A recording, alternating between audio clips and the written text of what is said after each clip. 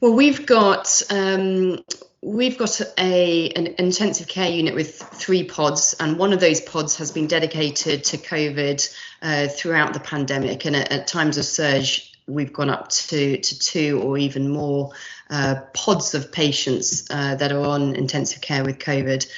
It's a different environment to work in, and as you go into the unit, all the staff are in full PPE.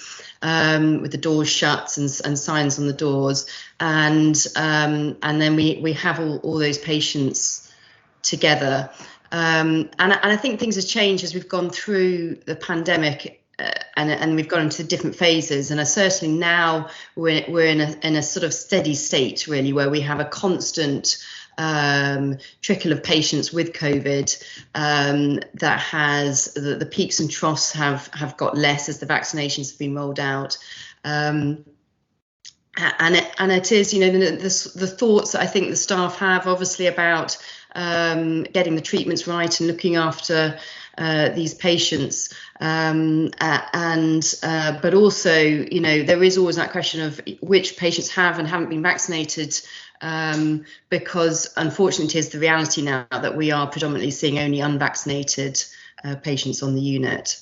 Are there any stories that stand out to you? Any kind of conversations you may have had with people, or any kind of ones that just really, really tugged at you afterwards when you sat down and thought about it? Yeah, it's a good question. There are quite a few stories that sit with you afterwards, because of the reality that many people are on ventilators or dying because they have not been vaccinated. And so from a human perspective, you always think, well, what were the reasons that people haven't been vaccinated? And actually, in reality, it is a combination of things. It isn't all,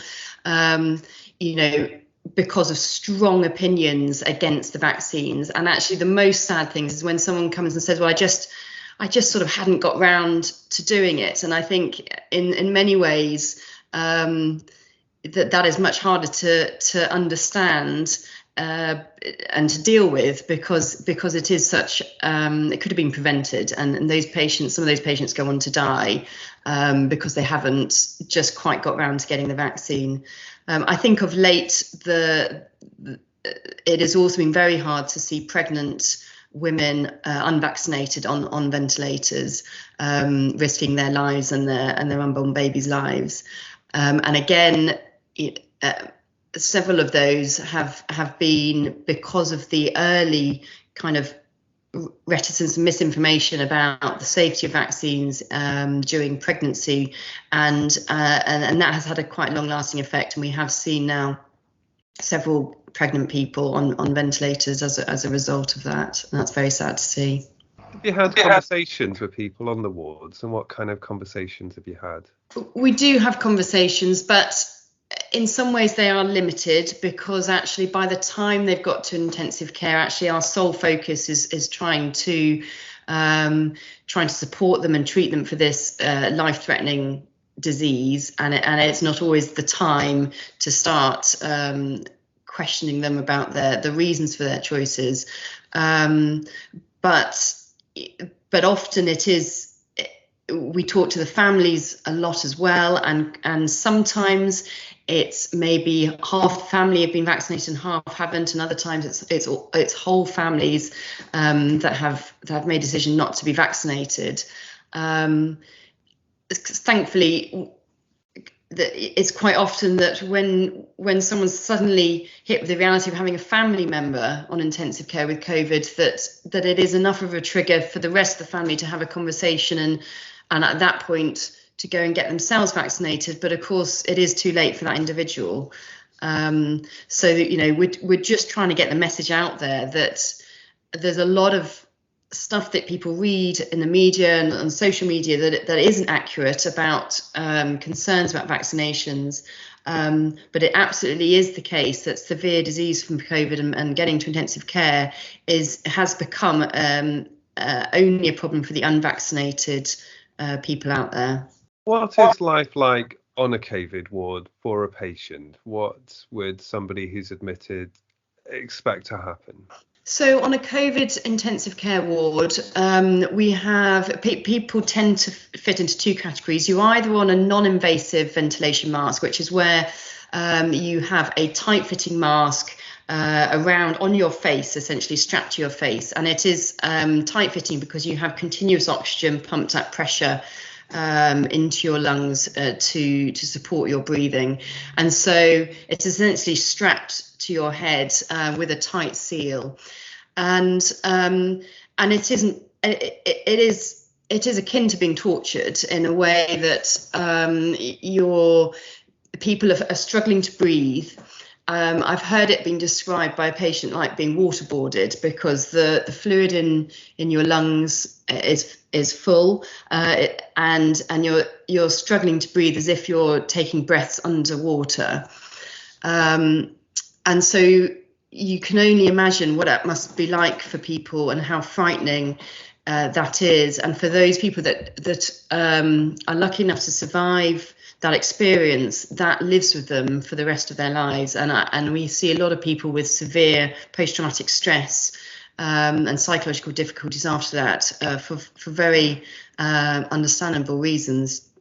Then the other category is obviously people that are on ventilators, which people tend to be sedated for some of that with a tube through their mouth into the trachea, and it's a similar feeling because they're not always fully unconscious during that time. People do come around from lightened sedation and are aware of what is happening, and it is just these things are necessary to preserve life and to get people through this disease, but it comes at a significant psychological and physical cost.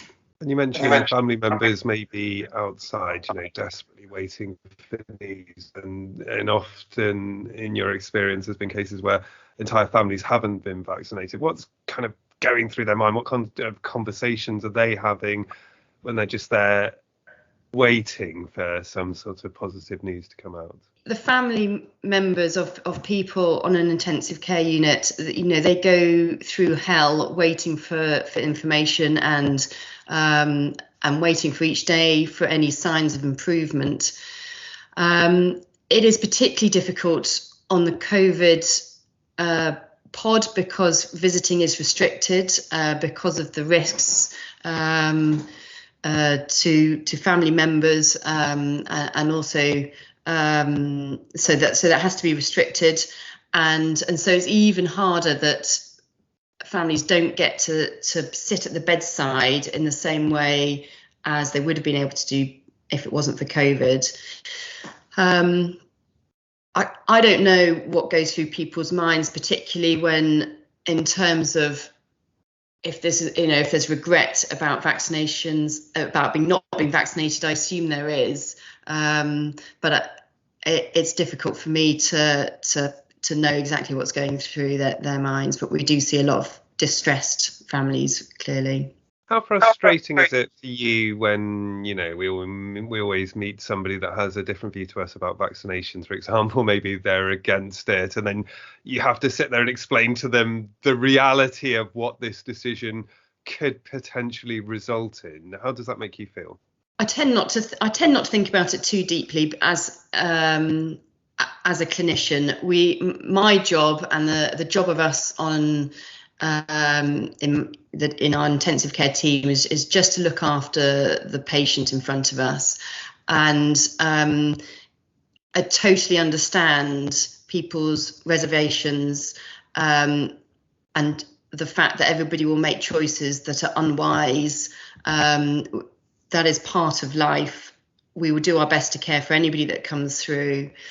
I think the most frustrating thing is perhaps not so much individuals that make unwise choices, but the bigger misinformation in the media and on social media, leading to people who are wanting to do the right thing making the wrong choices. I think that's the most frustrating bit.